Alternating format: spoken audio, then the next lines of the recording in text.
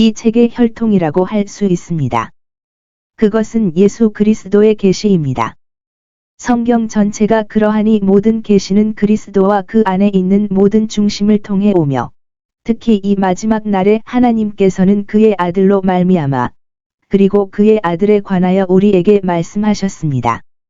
그리스도께서는 자기 교회의 왕으로서 지금까지 자기 교회의 어떤 규칙과 방법으로 통치하실 것인지를 알려주시기를 기뻐하셨고, 교회의 선지자로서 장차 일어날 일들을 우리에게 알려주셨습니다. 이것은 하나님께서 그리스도에게 주신 계시입니다. 그리스도는 그 자신이 하나님이시므로 그 자신 안에 빛과 생명이 있지만, 하나님과 사람 사이의 중보자 직분을 유지하면서 아버지로부터 그분의 지시를 받습니다. 그리스도의 인간 본성에는 최고의 지혜와 판단력, 통찰력이 부여되었지만 이성의 방법으로는 자연적인 원인에 의해 생성되지 않고 전적으로 하나님의 뜻에 의존하는 이러한 위대한 사건을 발견할 수 없었으며, 오직 신성한 예지력의 대상이 될 수 있으며 계시에 의해서만 피조물에게 다가와야 합니다. 우리 주 예수님은 신성한 계시의 위대한 수탁자이시며, 우리가 하나님으로부터 기대해야 할 것과 그분이 우리에게 기대하는 것에 대한 지식은 그분께 비치고 있습니다. 이 계시는 그리스도께서 그의 천사를 통해 보내시고 나타내셨다. 여기서 신성한 계시의 놀라운 질서를 관찰하십시오. 하나님께서는 그것을 그리스도에게 주셨고, 그리스도께서는 천사를 사용하여 교회에 전달하셨습니다. 천사들은 하나님의 사자이며 구원의 상속자들에게 영으로 봉사하고 있습니다. 그들은 그리스도의 종들입니다. 정사와 권세들이 그에게 복종하고 하나님의 모든 천사들은 그에게 경배할 의무가 있습니다. 천사들은 사도 요한에게 그것을 의미했습니다. 천사들은 그리스도의 사자이며 목사들은 교회의 사자이며 하늘에서 받은 것을 교회에 전달해야 합니다.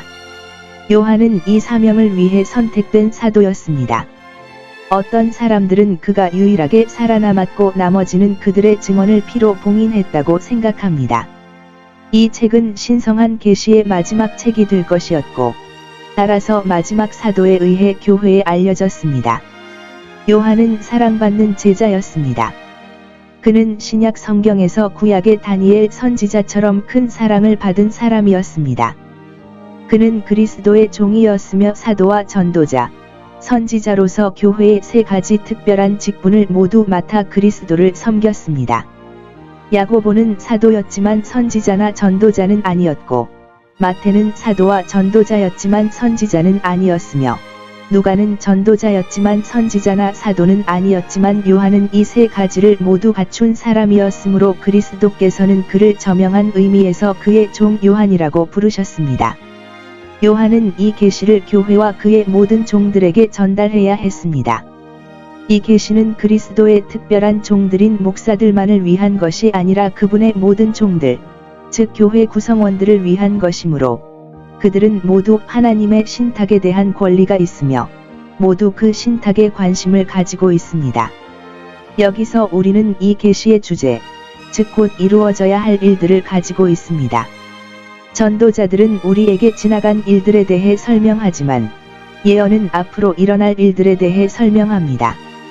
이러한 미래 사건들은 하나님께서 정하실 수 있는 가장 명료한 빛이 아니라, 그분이 가장 적절하다고 보셨고 그분의 지혜롭고 거룩한 목적에 가장 잘 부합하는 빛으로 보여집니다. 하나님께서 계시하실 수 있는 모든 상황에서 그것들이 분명하게 예언되었다면, 그 예언은 성취를 막았을지도 모르지만, 그것들은 우리 안에서 경전에 대한 숭배를 낳고 우리의 관심을 끌고 우리의 탐구를 자극하기 위해 더 어둡게 예언되었습니다. 우리는 이 계시에서 교회 안팎의 신성한 섭리와 통치 방법에 대한 일반적인 아이디어를 얻을 수 있으며, 이를 통해 많은 좋은 교훈을 배울 수 있습니다. 이 사건들은 말하길 확실할 뿐만 아니라 곧 이루어져야 할 것들, 즉 아주 곧 이루어지기 시작하여 짧은 시간 안에 모든 것이 성취될 것이라고 합니다. 이제 세상의 마예언에 대한 증거가 2절에 나옵니다. 그것은 하나님의 말씀과 예수 그리스도의 증거와 그가 본 모든 것을 기록한 요한에게 의미되었습니다. 구약 성경의 역사서에는 사사기, 열왕기, 역대기처럼 역사가의 이름이 항상 앞에 붙지 않지만 예언서에는 이사야, 예레미야 등과 같이 항상 이름이 앞에 붙는 것을 볼 수 있습니다. 신약 성경에서 요한은 첫 번째 서신에 자신의 이름을 붙이지 않았지만 이 예언의 진실을 보증하고 대답할 준비가 된 것처럼 이 예언의 이름을 붙였습니다. 그리고 그는 자신의 이름뿐만 아니라 그의 직분을 우리에게 주었습니다. 그는 일반적으로 하나님의 말씀과 특별히 예수의 간증과 그가 본 모든 것을 기록한 사람이었으며 목격자였으며 자신이 본 것을 숨기지 않았습니다. 이 계시에 기록된 것은 그 자신의 발명이나 상상력이 아니라 모두 하나님의 기록과 예수의 증언이었으며 그는 거기에 아무것도 더하지 않았으므로 하나님의 권고에서 어떤 부분도 숨기지 않았습니다. 우리는 이 신성한 계시를 마땅히 여겨야 할 사람들에 대한 사도적 축복을 여기에 가지고 있으며 이 축도는 더 일반적으로 그리고 더 특별히 주어집니다. 보다 일반적으로 예언의 말씀을 읽거나 듣는 모든 사람에게 이 축복은 우리가 이 책을 연구하도록 격려하고 그 안에 있는 많은 것들의 모호함 때문에 그것을 들여다보는데 지치지 않도록 하기 위해 선포된 것으로 보이며 주의 깊고 세심한 독자들의 수고에 보답할 것입니다. 하나님의 신탁을 누리는 것은 축복받은 특권입니다. 이것은 유대인들이 이방인들보다 가진 주요 이점 중 하나였습니다. 경전을 연구하는 것은 복된 일이며 경전을 연구하는 사람은 잘 쓰임받는 사람입니다. 경전을 직접 읽는 것뿐만 아니라 경전의 의미를 이해하고 이해하도록 인도할 자격을 갖춘 다른 사람이 읽는 것을 듣는 것도 특권입니다. 경전을 읽고 듣는 것만으로는 우리의 축복에 충분하지 않으며 기록된 것을 기억하고 마음에 새기고 애정을 갖고 실천해야 하며 그렇게 행할 때 복을 받을 수 있습니다. 경전의 성취에 가까워질수록 우리는 경전을 더 크게 존중해야 합니다. 때가 가까웠으므로 우리는 그 날이 다가오는 것을 볼 때 더욱 세심한 주의를 기울여야 합니다. 사도적 축도는 아시아 7교회에 대해 더욱 특별하고 특별히 선포됩니다. 이 7교회는 11절에 명명되어 있으며 다음 장에서 각 교회에 각각 다른 메시지가 전달됩니다.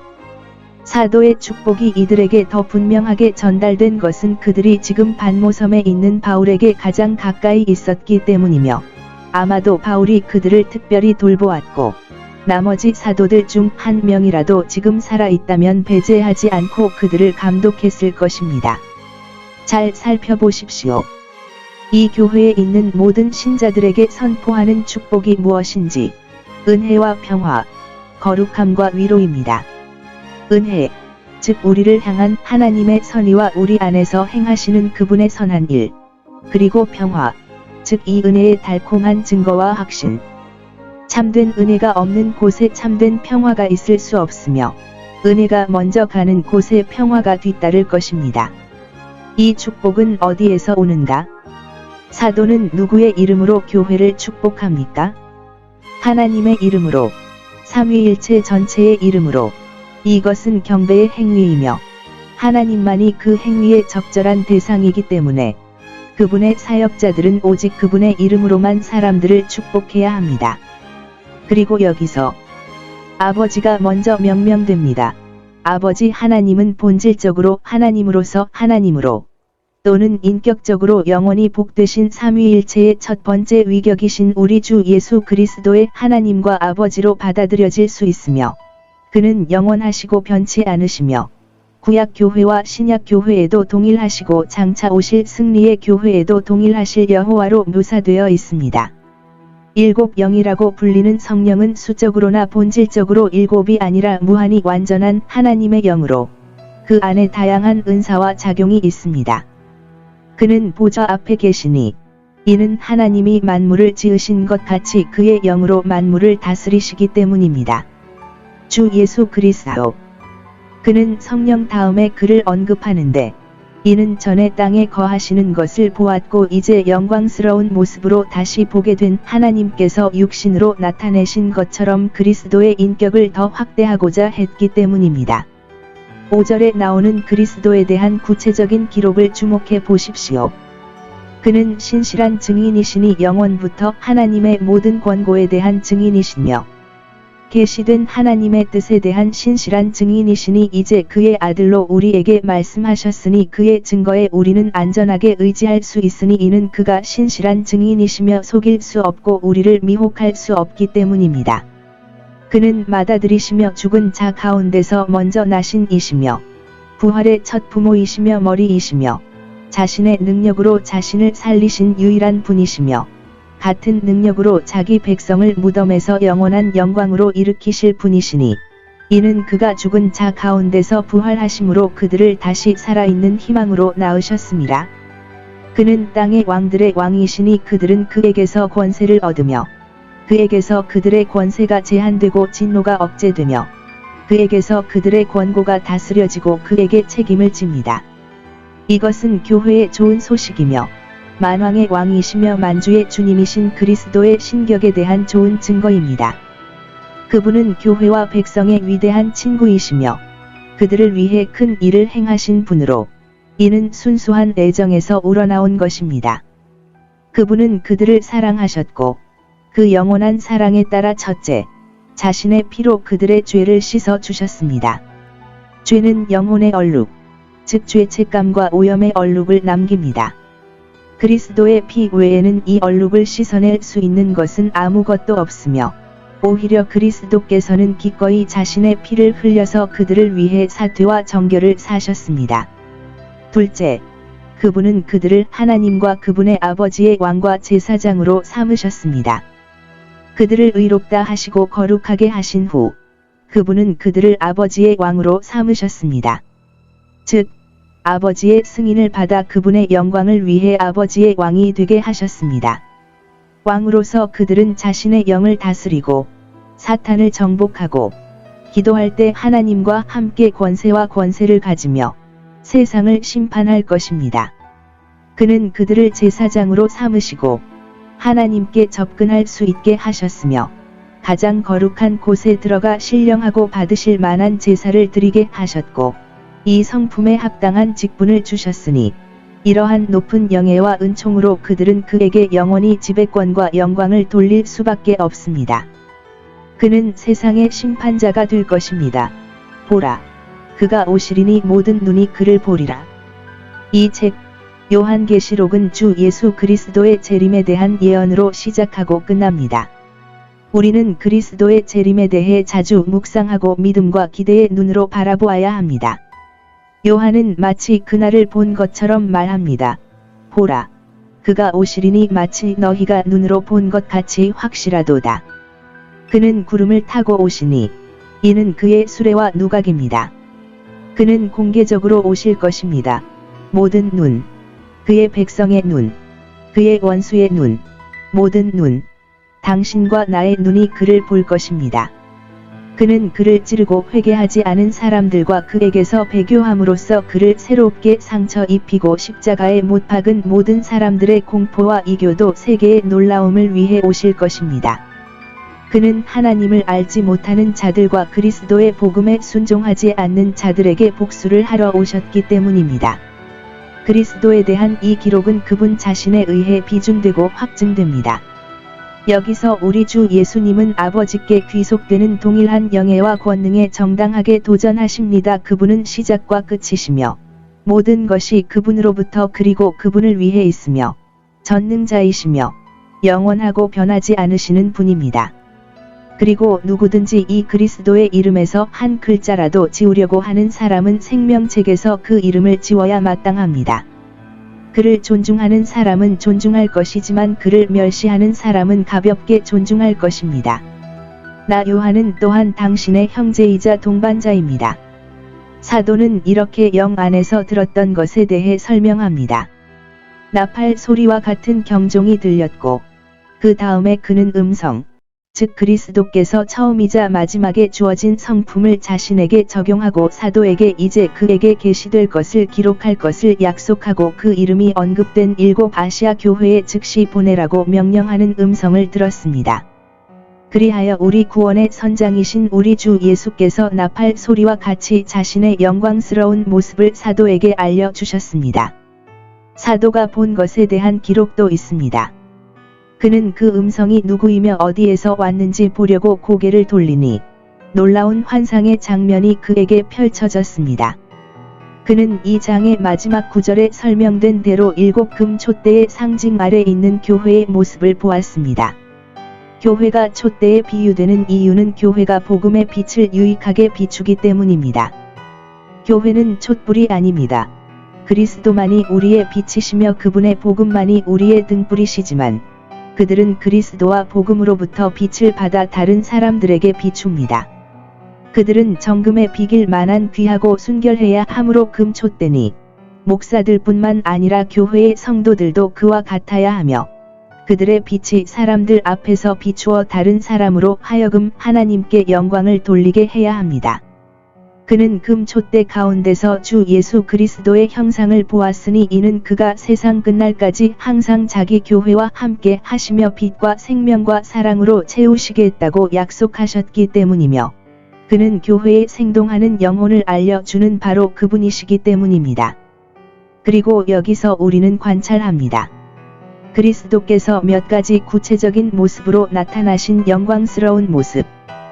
그는 의와 존귀를 나타내는 왕자와 제사장의 옷, 즉 발까지 내려오는 옷을 입으셨습니다. 그는 자기 백성의 이름이 새겨진 대제사장의 흉배인 금띠를 두르고 있었으며 구속자의 모든 일을 할 준비가 되어 있었습니다. 그의 머리와 털은 양털이나 눈처럼 휘었더라. 그는 예적부터 영원하신 분이시니 그 흰 머리는 썩은 흔적이 없으셨고 참으로 영광의 면류관이셨다. 그의 눈은 불길과 같아서 사람들의 마음과 고삐를 꿰뚫고 관통하여 적들 사이에 공포를 흩뿌렸습니다. 그의 발은 불타는 노쇠와 같아서 강하고 굳건하여 자신의 이익을 뒷받침하고 적을 제압하고 가루로 밟았습니다. 그의 목소리는 많은 물소리와 많은 강물이 함께 흐르는 소리 같았다. 그분은 가까이 있는 사람들뿐만 아니라 멀리 있는 사람들에게도 자신을 알릴 수 있고 또 알릴 것입니다. 그분의 복음은 무한한 지혜와 지식의 샘물에서 공급되는 풍부하고 강력한 시냇물입니다. 그의 오른손에는 7별, 즉 그의 지시를 받는 7교회의 목사들은 그에게서 모든 빛과 영향력을 받고 그에 의해 보호와 보존을 받습니다. 그의 입에서 양날의 검이 나왔는데 그 검은 상처를 내기도 하고 치료하기도 하며 오른손과 왼손에 있는 죄를 치며 그의 얼굴은 해가 비추는 것과 같아서 그 빛이 너무 밝고 눈부셔 사람의 눈으로는 볼 수 없습니다. 그리스도의 이 모습이 사도 요한에게 준 인상. 그는 그리스도의 발 앞에 죽은 자처럼 엎드렸고 그리스도가 나타나신 광채와 영광의 위대함에 전에는 그분을 잘 알고 있었지만 압도당했습니다. 하나님이 우리 같은 사람을 통해 우리에게 말씀하신다는 것은 우리에게 얼마나 좋은 일입니까? 아무도 하나님의 얼굴을 보고 살 수 없기 때문에 두려움으로 우리를 두려워하지 않을 것입니다. 주 예수께서 제자에게 베푸신 겸손한 선하심, 주께서 그에게 안수하시니 그를 일으키시고 그의 큰 권능으로 그를 대적하지 아니하시고 그에게 힘을 주시고 그에게 친절한 말을 하셨느니라. 위로와 격려의 말씀. 두려워하지 말라. 주님은 제자의 노예적인 두려움을 물리치셨다. 가르침의 말씀. 특별히 그에게 나타나신 그분이 누구이신지 말씀하셨습니다. 그리고 여기서 그는 첫째, 그의 신성한 본성에 대해 알게 됩니다. 처음이자 마지막이시다. 둘째, 그의 이전의 고통에 대해 나는 죽었다. 그의 제자들이 십자가에서 사람들의 죄를 위해 죽어가는 것을 보았던 것과 똑같습니다. 셋째, 그의 부활과 삶. 내가 살아서 영원히 살았고 죽음을 이기고 무덤을 열었으며 끝없는 생명에 참여했습니다. 넷째, 그의 직분과 권세로 나는 지옥과 죽음의 열쇠를 가지고 있으며 보이지 않는 세계 안팎을 주권적으로 다스리며 누구도 닫을 수 없고 누구도 열 수 없도록 닫으며 모든 사람의 심판자로서 그가 원할 때 죽음의 문과 영원한 세계의 문, 행복과 불행의 문을 열며 그 판결에 대해 항소하지 않습니다. 5째, 그의 뜻과 기쁨으로 내가 본 것들과 현재 있는 것들과 장차 있을 것들을 기록하라. 6째, 7별의 의미는 그들이 교회의 사역자라는 의미와 7촛대의 의미는 그리스도께서 이제 그를 통해 특별하고 적절한 메시지를 보내실 7교회라는 의미입니다.